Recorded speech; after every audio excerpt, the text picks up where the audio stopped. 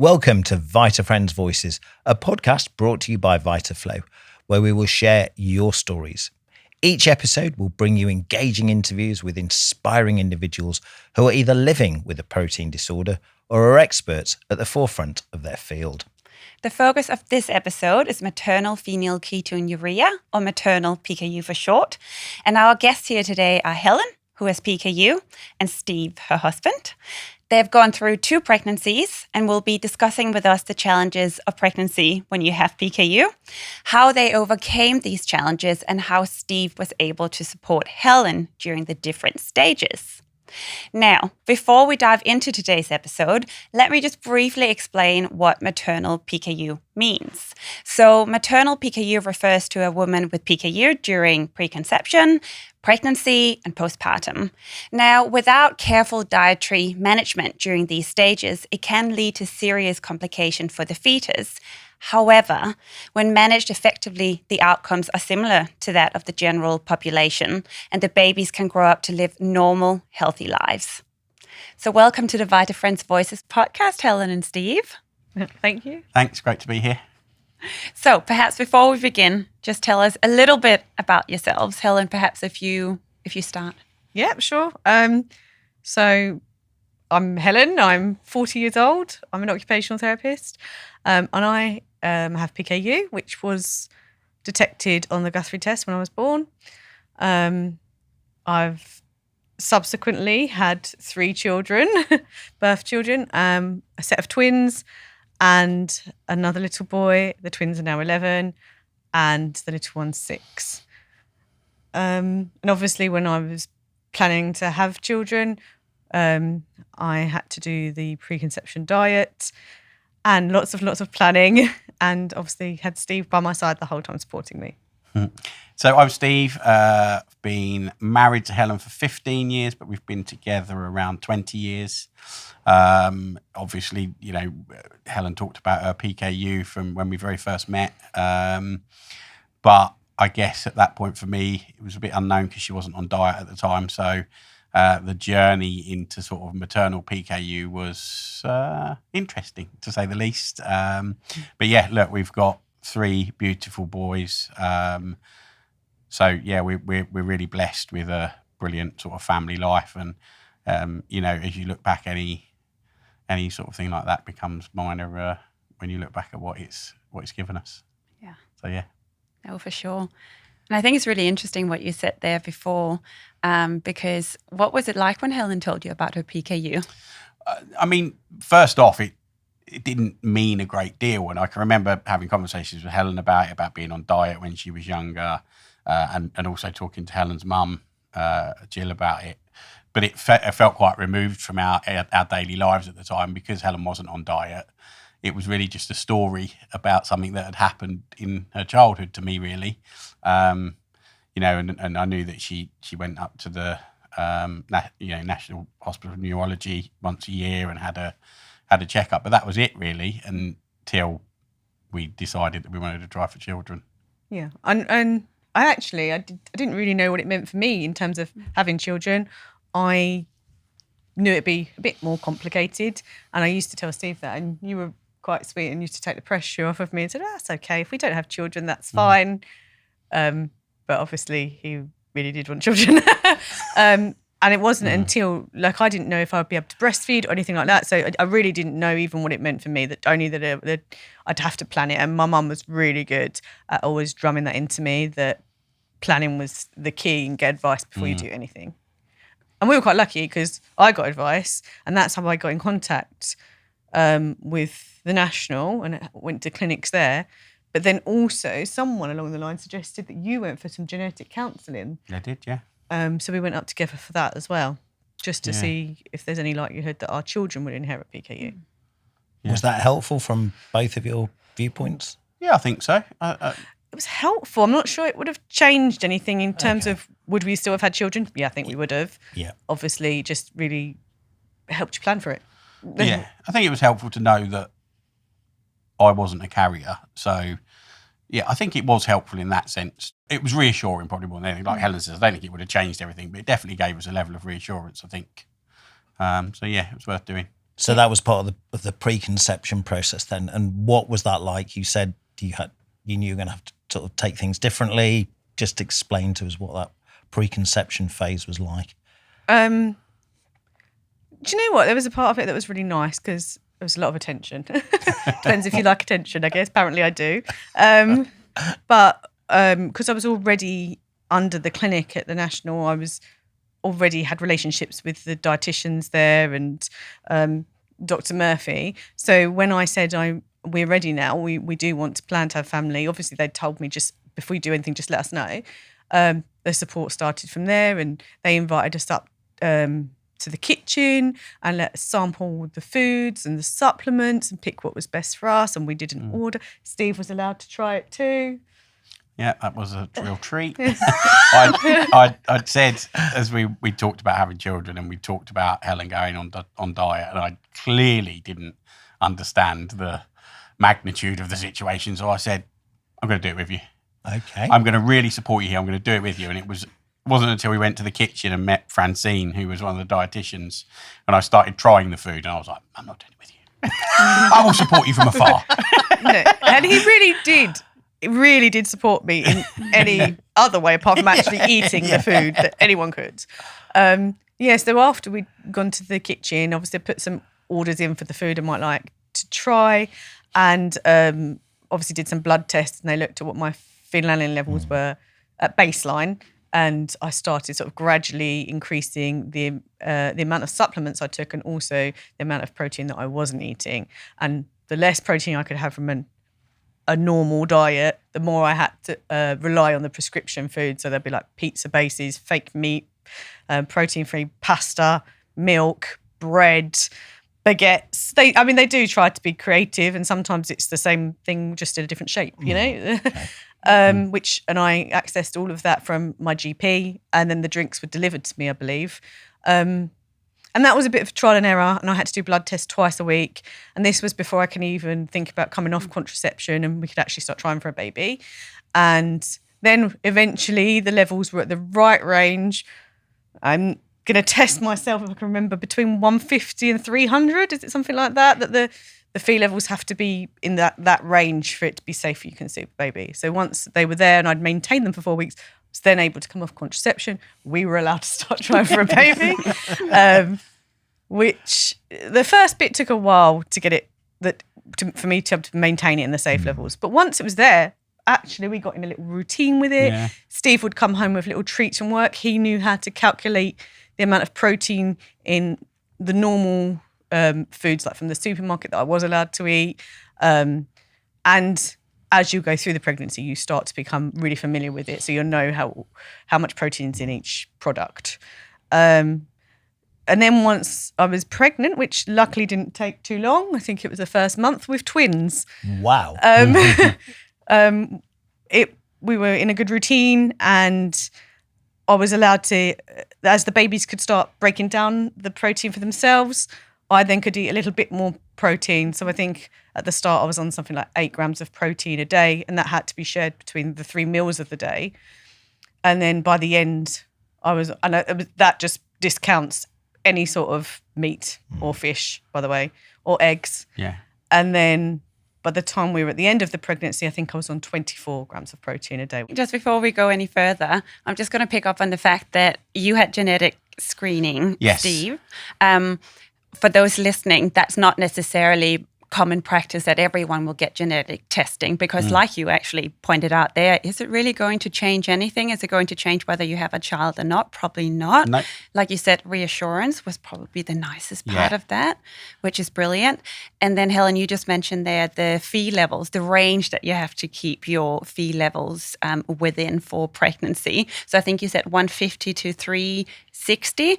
That has slightly changed nowadays, and it also slightly depends on the center that you're at, but it's between 100 to 360. So yes, pretty very close. But certainly when you were going through your pregnancies, those were the exact levels. So very yes, well it was a while ago.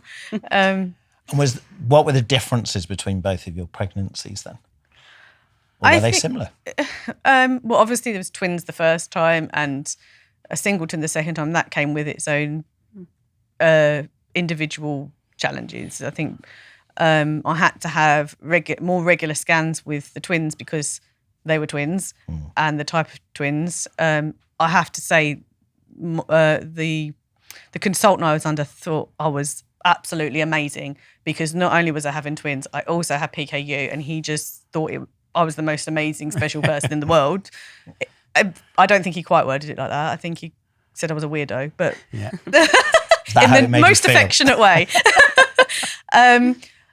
I got on really well both times. I absolutely loved being pregnant, and I wouldn't. I mean, we don't want any more children now in our time of life, but it wouldn't put me off doing it again either way around. With Edward, it was a bit more tricky. The singleton, I was just less able to. I didn't enjoy the food so much. Okay. There was just certain things. Obviously, some I enjoyed more, and others I didn't. But I think that comes with any pregnancy cravings. No two pregnancies are exactly the same. So I don't think that's a PKU thing. I think it's just. I mean, and I found my way around cravings. I think pickled onions, I couldn't go for like a bag of crisps or chips or anything like that. So I just had a bowl of pickled onions because they had no protein in. Did Steve take part in that particular diet? I like a pickled onion. Yeah, I think interestingly, going back to we started off the journey with quite a lot of the prescription foods, didn't we? But as we worked through it, I think we used less and less of those and just tried to, I always think of it as like a sort of a really strict vegan diet, the PKU diet. So really, really heavy in vegetables. Do you remember the jackfruit? Yes.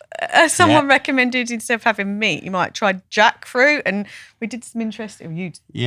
Steve was a chef in his past life, so I was very fortunate to benefit from that because he'd do some wonderful things to make everything really tasty for me. I can't even remember what you did with the jackfruit, but it was nice. We had like pulled jackfruit, I think. That was it, like yeah. Pulled pork and lots of, vegetable curries and tagines. Do you remember a lot of vegetable tagines, that sort of stuff? Stuff that you can add loads of flavour to, but you can keep it control of the ingredients you put in and keep it low protein. I think the main thing is, especially from the moment you realise you're pregnant, you have the most amazing incentive. So it doesn't feel as hard anymore. Your baby's the most important thing in the world, and you've got the best incentive. You can't even compare it to like a diet for losing weight because you have the most amazing incentive growing within you, and the more you feel them kick and move around, the stronger that is. So it's not even hard anymore. You just do it because it's every pregnant mother has to cut out something to their diet. So like, isn't an unset cheese is one, isn't it? I don't know. I obviously that wasn't even an option for me, obviously, so I didn't have to consider that. But this was just a more extreme version of that. And once you've got the baby there, like grown inside you, you don't even think twice. And that's a really nice way of looking at it, actually. The fact that, you have this massive motivation to get you to the end point, really, and nothing else really matters. And the fact that, yes, other people have to cut out other things as well. So, this is no different to that. It's quite nice that, Steve, you have a background in being a chef, because how did you find then cooking with the low protein products, prescription products? Yeah, I mean, some of them are better than others. I think, some of them are more different to normal products than others. I thought the pastas and stuff were generally pretty good. The breads weren't too bad. Some of the sort of meat substitutes were a little more questionable in places, but I used to was the protein-free flour, and I used to make pancakes with them. You used to make pancakes, and you did have to find your way with them, but once you found what worked, they were quite tasty. You obviously, when you put them with like a bit of a topping or a fruit or something that was low protein, it was quite tasty. I was quite lucky as well because I work in a supermarket. I'm a supermarket manager, so it kind of gave me time at work to be able to look at different products, work out. You become quite obsessive about how much protein's in stuff. So I was really lucky that I have time at work to sort of work out how many exchanges different things would be. And so stuff like Paxo stuffing we used quite a lot, didn't we? Because actually it's quite low in protein. I could do a roast dinner, but just lots of vegetables, not many potatoes, and maybe some Paxo stuffing and some gravy, and we could make that work. Yeah, and obviously we'd have to weigh out, say, the potatoes and do like get the calculator. So I used to take my calculator and I had pocket scales that opened up like that. Used to take them around everywhere with me so that I could work out the protein content of what I was eating. I knew the three looks, things. Didn't you? And comments and. I remember going to McDonald's and I just had the chips, which I weighed, and the salad. And some guy, he clearly thought I had an eating disorder. He looked at me and started laughing out loud and said, "I've just never seen anything so ridiculous." Yeah, I think he thought you were on some weird diet. I was. To lose weight. Yeah. And I can remember the panic. We met some friends for dinner and we got there and realised that we'd forgotten the scales, and then ensued a panicked drive to a supermarket to buy a new set of scales just so Helen could have dinner. You do what you have to do, don't you? Yeah, absolutely. But you do that for kids anyway, so that prepares you quite nicely for motherhood in that respect. If you can get through the diet, you know that you've got, and you make those sacrifices, you know. But some real rays of light. We had one of your friends' weddings, didn't we, when you were on diet? And obviously going to that sort of thing where it's quite a set menu feels a little daunting, but they did you a really good alternative meal, didn't they? Yeah, I think they made me a champagne jelly. I wasn't pregnant at the time. I was just on the diet. And they made me a really nice champagne jelly, didn't they? Yeah. I think it was lovely. It was better than everybody else's pudding. Yeah, and they made I think they made you some sort of tagine, didn't they, or something? Yeah. Vegetable tagine. So yeah, some people would go out their way to be really helpful and really nice. Yeah. So clearly there's a lot of support between the two of you here. That's coming out in oodles. Is that a word? It's coming out in spades and oodles. You can just see it between you, the support and love that's there. And you've begun there to talk about, you know, your friends. What other support did you have from other people around you? I think obviously your mum had kind of been there and seen it and done it, hadn't she? Because she, and fortunately, Helen's mum was a food tech teacher at school as well. Right. So more good fortune. So she was really supportive in terms of, you know, just guidance and where we needed to be cautious, I guess. I think she worried a lot, as any mum would do about their daughter, but obviously really supportive. I think, and we never got left out of anything. Everyone was so willing to try and accommodate us, and it didn't hold us back at all. And I think the main thing that I probably got was people saying that they're in awe of me because I could do it. And I just used to say exactly the same. Who wouldn't do it for their babies, you know? Yeah. But it was still very nice of them to say. So, I think, you know, we're lucky. We've got a really close-knit family and we've got some really close friends. So everybody was just, super supportive. And as Helen says, we never felt left out or anything. And actually, we went on quite a few holidays, didn't we, while you were on diet, either before we got pregnant, but also while you were pregnant. And actually, that was fine. I think we were in Lanzarote, and the biggest challenge was actually, because I don't know if I mentioned, when you fall pregnant, you then have to up your blood tests to 3 times a week, was trying to find somewhere to post the blood back to England. And often I'd arrive back before the blood did, to be honest, and I'd just have the dietitians were great, so they were like my best friends in the end. They used to call me 3 times a week, normally the day after I posted my blood if I was in England, and let me know the results and either give me words of encouragement or maybe tweak some things if I had to, if I had to go down or if I was allowed to go up in the amount of protein I ate. So I just really, really, really well supported. And it, like I said, it was generally not even a problem. The blood tests are very non-invasive, just like a prick, like a bit of a diabetics test, but not even as bad as that. You used to send them off, and it was. You got pretty amazing. There's little circles on the blood thing. You got pretty amazing at getting them right inside the circle by the end of it. A lot of blood tests. But you say that that anybody would do it for their children, but you did do it with a lot of stoicism, and not everybody would be able to do that. I think it is difficult.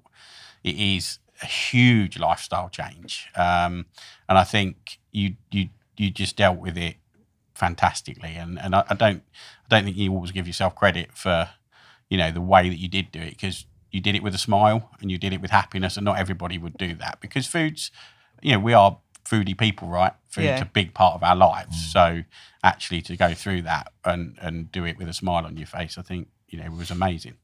See, Steve's my biggest fan. Yeah. But I couldn't have done it without him. So, yeah. Yeah. And like I was saying earlier, like my children will always know that they're wanted. So that amount of planning preparation is living proof of, our dedication to wanting to have children. So they'll always know they're wanted.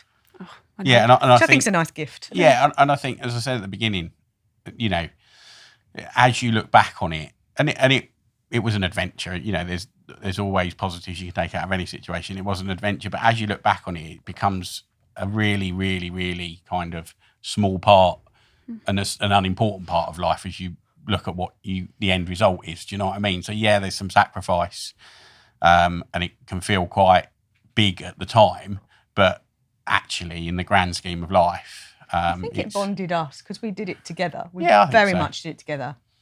Yeah. There was never a point that I was doing it alone. No, and I don't think there was ever a point. We had before we had our first children, the twins. I think to get your level settled at first was a little bit of a challenge, wasn't it? But we certainly never thought about giving up. We were always gonna get there. It was just going to be a matter of time. And also, I think, you know, when we had Edward, it took longer for us to conceive with Edward, didn't it? So, but again, we did talk about maybe it's not the right time for us, but it was never because of diet, was it? It was we just kind of, like any couple would, like, we've been trying for a while, you know, maybe it's just not meant to be. And obviously we were older. Yeah, we were a bit older, and as probably often happens, that was the time when we did conceive. We pretty much decided we were going to stop trying. Less stress, less pressure. Yeah, and then it happened. Yeah. So during that time when you were struggling to conceive for Edward, did you get any support from the Metabolic Centre? I don't think we did, aside from the support with the PKU. I doubt we even articulated that to them. I don't think we said anything. I think we, you know, that was just leaving it to fate a little bit. Do you know what I mean? Like, we'll give ourselves a set amount of time. If we do happen to conceive, that's amazing. And if we don't, it's just not meant to be now. Yeah, I think if it had been our first pregnancy, we would have asked for help, and we knew that help was available. Mm-hmm. But I think because when we decided to try for Edward, we were kind of like, you know, we've got two beautiful babies, you know, two beautiful boys, and, you know, maybe that's all that's meant to be for us. Mm-hmm. And we would have been happy with that, but we decided we wanted to try again. So, yeah, I think we were a bit, at that point, we were kind of, we'll let fate do its thing. And so we didn't seek help. But they were really clear when we started with the twins that if we didn't fall pregnant within a certain amount of time, that help would be available and we would be referred on. But obviously that didn't end up being needed. And they even talked about, didn't they, IVF, you know, in terms of that could be an option for us if we couldn't conceive because of, They gave us a lot of information and really supportive at the start, and even like talking about morning sickness and things like that. If people struggled with that too much, what measures could be put in place to help them. And I think even moving up to the hospital for a few days so that the dietitians could sort of take charge of the meals was an option. But again, we never had to do that. Thank God I didn't have too much sickness. In fact, I don't think I ever actually was sick through pregnancy. I felt very nauseous, but I never actually was sick. So I was very lucky. But they were very clear that was available if we ever needed it. And we felt, I mean, the support that we got from the team at the National was phenomenal. You know, everybody was not only helpful, but everyone was just really nice. Yeah. You know, and that makes that what can be a difficult process. It makes such a difference when it feels almost like you've got your own little team behind you that are, you know, and you all want the same thing. And how pleased everyone was when we got pregnant, and then how excited everyone was when we had the babies. Do you know what I mean? It was lovely. Yeah, and even now, obviously there's the children are looked after by the child psychologist there, so they're brought up at regular intervals to ensure that they're developing appropriately and things like that. So it doesn't even end there, really. No, it is great support, isn't it? Mm-hmm. And I remember when I was working clinical practice, it's like when a woman gets pregnant, you are cheering probably just as much as you guys. And then when you give birth and you get the pictures through, it's like, it's so exciting. And it's just such a special journey to be part of from both sides, I think, is a real privilege to manage the pregnancies. You said something really interesting before around getting support from your metabolic centre. Say, was it your first pregnancy? Because that was sort of what I was trying to get at there. And you explained that, you know, after 6 months, if you don't fall pregnant, then you are referred to fertility services. That's common practice in the UK, which is quite nice because then, you know, it's a like you were saying, it's a difficult diet to follow. It's not straightforward.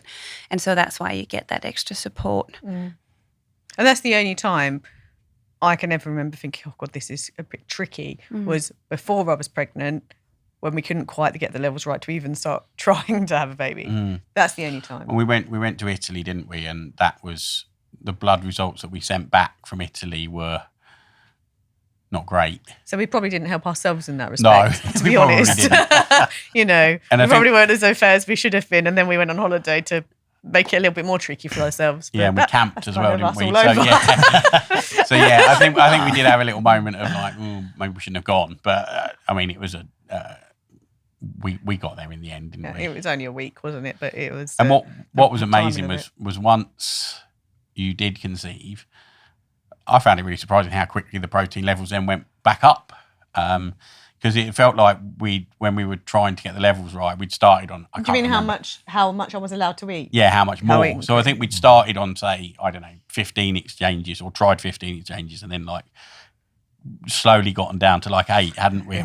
Felt like we're never going to get there. And then as soon as Helen conceived, it felt like we were really quickly back up. And every time you did a blood, almost, it felt like. Yeah, then that was like good news that Yeah. the dietitians could share with us every time I did a blood spot. Yeah. So, How did you deal with those setbacks, as you just mentioned a couple of? How did you actually deal with them?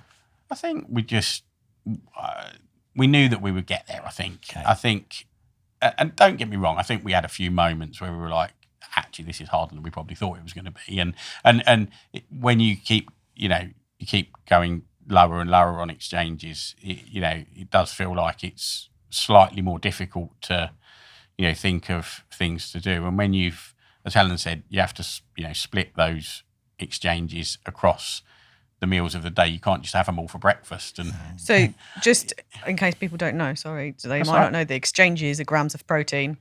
Yeah. But when you're on the diet, generally the dietitians and yourself, that you have that language where you refer to the grams of protein as an exchange. yeah. So yeah, I think it felt a bit difficult, and it felt, I do remember, when we'd come back from Italy feeling a little bit disheartened and a little bit like we're trying really hard here, and whatever we're doing, we're just not quite getting there. But I think we knew that we would get there. It was just We spoke about it. We spoke about it with my mum, because obviously Been it was a there. while ago, but she'd done it, and we spoke with the dietitians, and between Yeah. us, and we made a plan, and we got over it. Yeah, and we just do you kind know of what? Sometimes when the amount of protein you were allowed went up, that was a little bit tricky too, because you just found like your safe foods almost, and then you're, oh, okay, now I can put this up a little bit. I don't want to put it up too much, Yeah. so now I need to change my routine. So every time you went up an exchange, you then had to find a new little routine that worked. And obviously then in the back of your mind, there's always a little tiny bit of worry that you don't want to go too far. much. Yeah. But then there's also the saving grace. You can just go back to what you were doing before. So it is swings and roundabouts. But I don't think we were actually ever in that position where we went too far. But it's just in the back of your mind a little bit. Yeah, and I think it's amazing how quickly you get into a way of thinking and a way of planning that almost just becomes second nature. Like that, working out how much protein's in stuff. I mean, I sit here now, I can't even remember how to do it. But when you're doing it, you get really good at it really quickly, and it just becomes part of everyday life. And I think when you're both doing it, like if I was tired and I couldn't be bothered to work it out, and carrying twins, you get tired.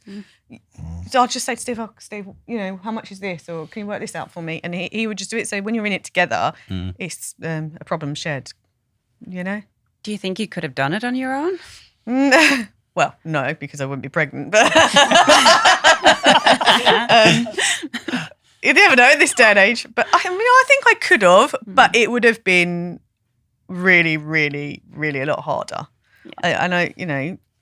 I'm conscious that there'll be ladies out there that maybe have split from partners, and I don't want to discourage them. So I think I could have done it, but Steve definitely made it a lot easier, a lot more bearable, and almost pleasurable at times for me, because like I said, he used to go and scour the vegan section of Sainsbury's for a tasty treat for me. Yes, I could have scraped through it. It would have been a lot more miserable. But It just shows the importance of support, doesn't it, from those that are close to you? Yeah, absolutely. Yeah, absolutely. I think it is, especially in a PKU pregnancy, it is a team effort. Like from our point of view, from the dietitians, from everybody, it just feels like a real team effort. And actually from the local maternity services, they were really good. As you say, the consultant that we had was fabulous, wasn't he? Yeah. Really good, really, absolutely just clear. Yes, you're a bit of a weirdo, but we're going to nail this. Like, between us, we will, you're going to have a fantastic pregnancy. Oh, and it's worth mentioning that when I went in to have the babies, they let me have access to because obviously I was probably going to have to, with the twins especially, going to have to stay on the ward for a little bit. They let me freeze meals and take them in and put them in their freezer there. So when I went in to actually have the babies, I had something to eat if I had to be in a few days before they came. Yeah, that was really good. So we dropped them off like ahead of time so that, we knew we'd be going to the hospital at short notice, so that we knew that they were there waiting ready for us when we got there. That was really helpful, wasn't it? Yeah. And that's not common practice for sure on maternity wards. Just about the local services, did you have to tell them about your PKU, or was that a conversation they had with your metabolic centre? I mean, I don't think they had it with them. I don't think there was a conversation with the metabolic centre. They may have read it on my medical notes and known from that.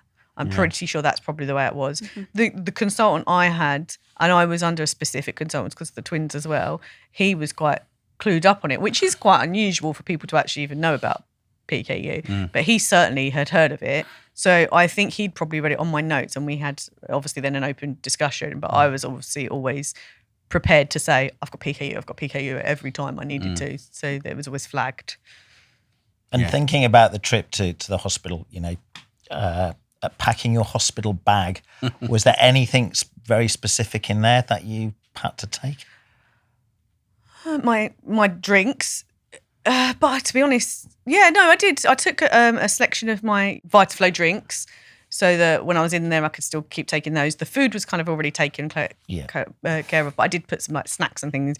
But I will say, I remember when my with the twins, my waters broke at home. You were out on a gin tasting experience in London. I'd ironically paid for all of the men in my family, so it was just me at home eating my little, low protein meal on my own, and I'd saved one exchange for some mini ice cream, but I was eating my dinner when my waters broke. Wow. And went up and called the midwife, and they said, you're going to have to come in because you're preterm with twins. So the only person left to take me was my mum, who'd said she didn't want to see me when I was in labour because she didn't want to see me in pain. I was like, well, I'm sorry, mum. Everyone else is on a gin tasting experience, so you're just going to have to. So she drove me over to the hospital, and I was there in the car eating my ice cream on the way, with padded to the max because my waters are broken with twins. So that was my last protein fix of the day. And then by the morning, the twins had been born, so I don't think I actually had any of the meals that we'd frozen. No. and that does raise a good point, though, because Helen would be really conscious. So the reason that the ice cream has to be eaten is because the protein has to be had. Like, you can't, when you're on that diet, you can't just leave the ice cream and go, because you're like, having too little protein is as bad as having too much. So you have to eat it. I often used to forget the drinks at times, didn't I? So I used to have them stashed in places like my car glove box and stuff. So if I'd forgotten to pack one, I knew that I just had to run back to the car. Really good advice. Yeah, but it's easy to forget that when you're on diet, you kind of have to finish your meals because you've worked out the protein that's in that meal, so you can't just eat half of it, because otherwise you won't get enough protein. Or you just have to prioritise the bit with the protein. Yes. That's what I came to. Because sometimes when you're full, because you're full with baby, sometimes it is quite hard to eat a meal. But I remember the hardest meal to eat. We'd gone for so we've been pregnant with twins. I think I went through all the phases really quickly. So my morning sickness stopped quite quickly, or the nausea. And I was like, oh my God, something's happened, because I'm not having any symptoms. So Steve was like, there's no point you worrying, we'll go for a private scan. So we went a week earlier than we would have gone to the NHS scan for a private scan. And that's when we found out we were going to have twins. So she was scanning one side of my belly. She was quiet for ages. And I was like, you can imagine my worry. I was like, oh no, I can see something's there, but she's not saying anything. Something's wrong. Then she moved to the other side and she kept going back and forth. And we were there really tense. And she went, right. And again, we're just so worried. She went, so this is the first baby. And then she moved to the other side of my tummy and went, and this is the second baby. And we were both, right. Yeah. So I remember looking at your face He said, I've never seen so much shock on someone's face ever. No twins in our family at all. And we were like, so just to confirm, you said we're having twins. And she's like, yes. And she was like, your bladder's really full. You just need to go and empty it a little bit. And then you come back and we'll carry on with the scan. So I went to empty my bladder and Steve's like, actually, I'm going to go too. So we both kind of, I was like, did she just say that? Did she? Yep. Okay. So we're like, oh God, we're having twins. Okay. What? You know, went to the toilet. Again, did she just say we're having twins? Every emotion came out. Laughter, crying, maybe a few curse words. And literally absolutely elated. So we came out of the scan, phoned my mum in the car. She was screaming. I've never heard us, even to this day, as enthusiastic with everything. Everyone's like, oh my God, you've got 2 babies for the price of the one diet. This couldn't be better news, really. So then we'd left the roast in the oven and I had to sit at this table and try and eat my meal. And I was like, I'm just not hungry, just way too excited. So yeah, I literally just had to pick out the protein and work and manage the vegetables because I knew I had to eat it. Yeah. And I just did not feel like it. But so you had that like support from a diet perspective. You also had the emotional support, which must have been wonderful. And what an elation to have you said 2 for the price of 1. Yeah, it's like, and that's why, like, when it came to struggling a little bit with Edward, we were like, we've just been so lucky, and we did get 2 babies for the price of 1. Maybe it isn't meant to be like, and that's fine too, because we are so lucky. But then we were blessed with Edward as well, so we're just super duper lucky. Yeah, absolutely. And look, it's been a brilliant journey, hasn't it? And look, it's part of who we are now. Yeah, I mean, genuinely. Obviously, I've never known life without PKU. I've never known a pregnancy without having to do the diet. And I do actually, and I know this sounds really corny, I actually just do feel a bit special. Yeah. Look, and I think, going back to that point you made, there will never be any doubt with our kids that they were planned, wanted, and you went through quite a bit of sacrifice to get there. So, that makes it special as well. You had to deal with me moaning. Oh. No, as I say, you were stoic with it, absolutely stoic, and did a brilliant job of it. So, yeah. So, question to both of you: advice to other people who are watching this and thinking of becoming pregnant.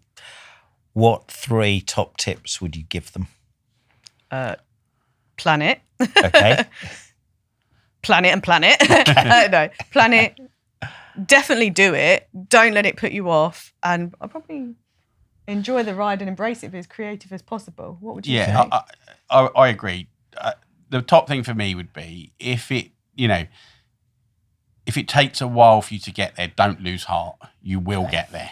And just, everybody wants to help you, so don't be afraid to ask for help. If you're struggling, ask for help.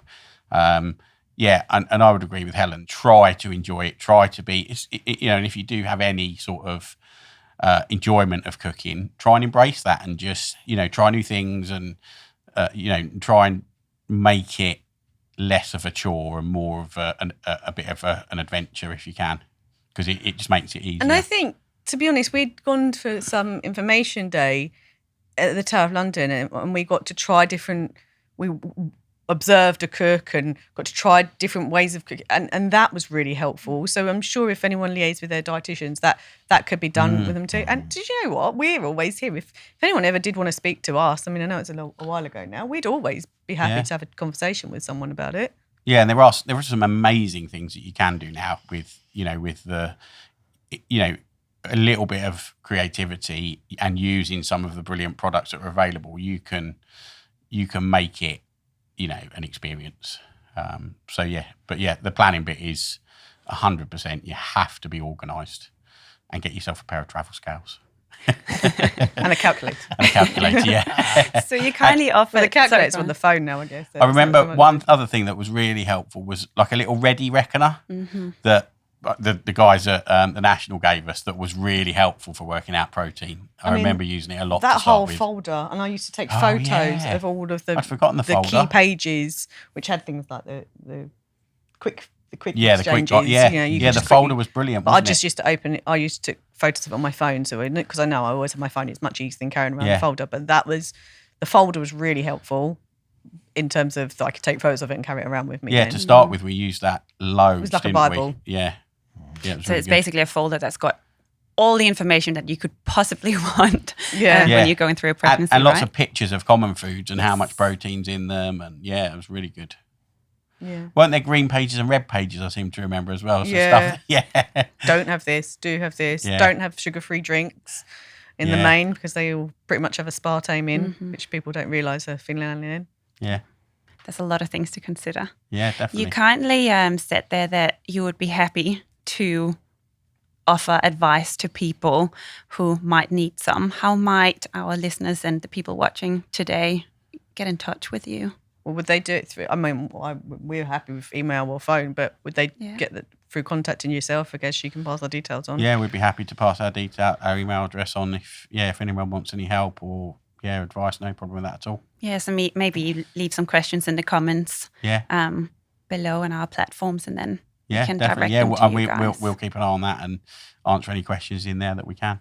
Yeah. No problem. Fantastic. Helen, Steve, thank you very, very much for a real inspiring and motivational and very emotional podcast today. Thank you. Thank you for having us. So, yeah, thanks for having us. It's been a pleasure. Cheers. Thank you. And to you, if you like this episode, please like and subscribe to this podcast and share with anyone you think might benefit from tuning in. Thank you for joining our vibrant community of Vitafriends. And for more information, please visit our Vitafriends website. We look forward to seeing you on the next episode. Bye.